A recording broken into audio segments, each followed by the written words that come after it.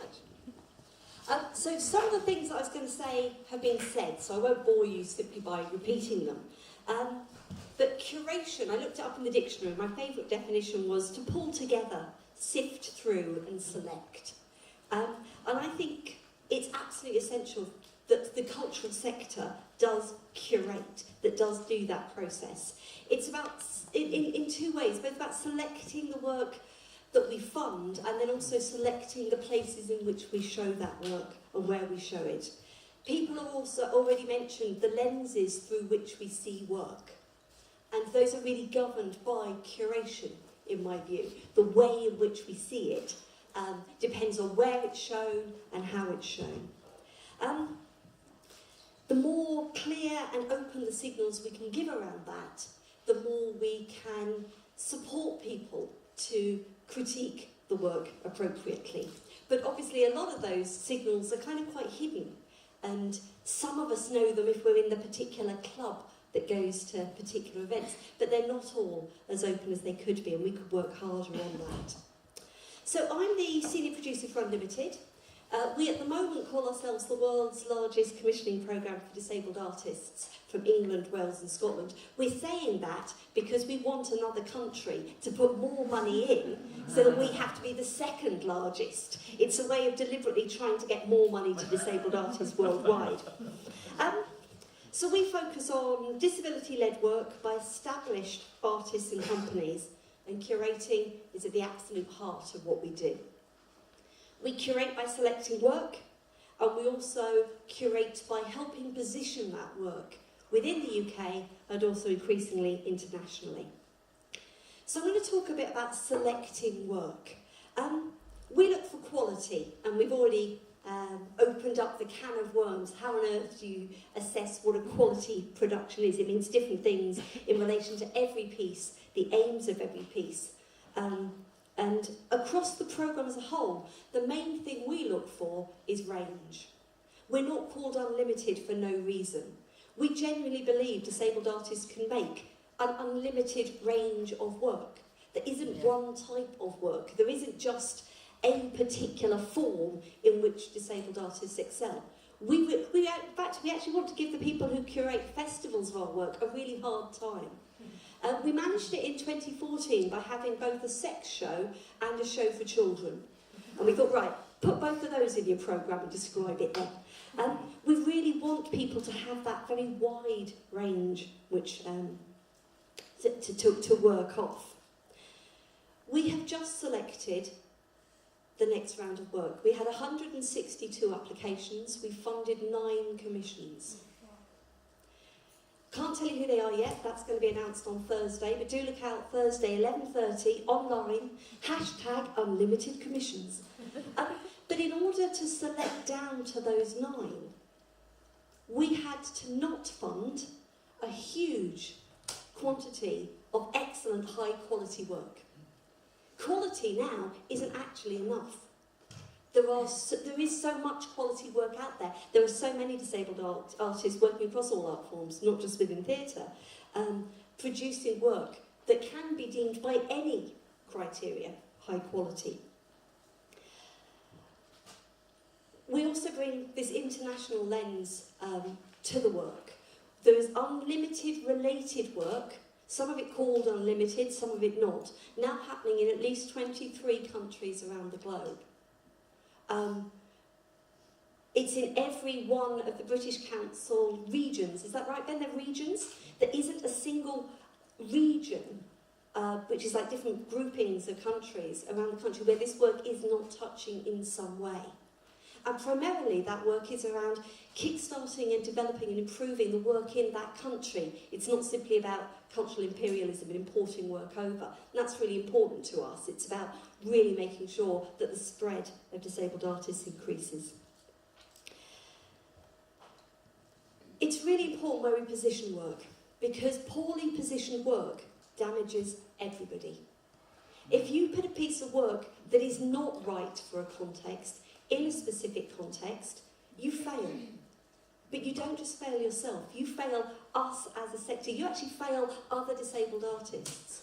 Because somebody might see your work and then assume as we do in any other genre, all work by them is going to be like that. And we've been there, we got stuck there for a very long time. In 2012, I gave a deliberately provocative provocation called Stop Programming Shit. And I'm just going to quote a little bit from it now. And it was it was designed for an event that was aimed at programmers and festival curators. And I said, there is art in the world now by deaf and disabled artists that is compelling, stunning, astounding, amazing, moving, provocative, that embodies beauty, that embraces challenge, that offers up such a range of perspectives, it seems that you're looking through a kaleidoscope. It makes me dizzy. It makes my spine tingle. It makes the hairs on my arms stand up.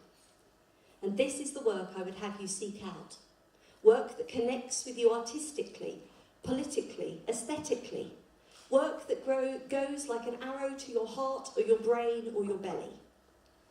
I want you to stop programming the first piece of work you see that happens to have a wheelchair, a hearing aid, or a guide dog in it. I want you to stop programming the one company you know, even if you don't like them very much, because you're too lazy to find something else.